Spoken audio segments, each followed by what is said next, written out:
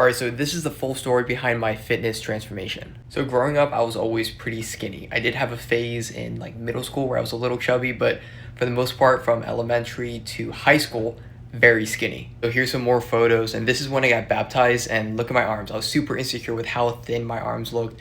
I was constantly trying to grow them, but they just weren't at all. Okay, so I made the decision to put on muscle and start going to the gym. This isn't the first gym I've ever been to, but this is one of my first gyms that I ever went to, and I started working out seriously. And I was training pretty much every single day, like 6 days of the week, one rest day. I was addicted to putting on muscle, and I had no knowledge on how to properly diet and put on muscle while maintaining a lean state. So I was eating McDonald's, eating pizza, Dunkin' Donuts, whatever I saw just to put on more size. And I ended up doing a dirty bulk, and I put on so much weight. As you can see here and here, I was around like 185, 190 at the heaviest I've ever weighed, and I'm like 5'9". I was basically insecure again, but with being overweight. So I ended up joining NASM to become a personal trainer, and I just applied everything I learned through my schooling to myself, and I was able to get in amazing shape, train properly, learn how to diet, and I was finally able to achieve that physique I was always chasing. So this was the end of my cut. This is probably the best I ever looked. I was weighing around 150, 145. It wasn't really maintainable,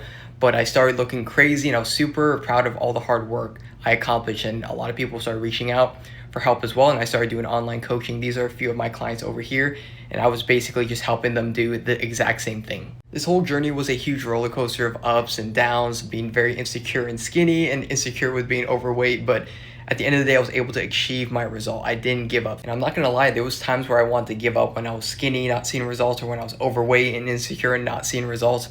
But you just gotta stick with it if you really wanna get that end result and be proud of who you see in the mirror.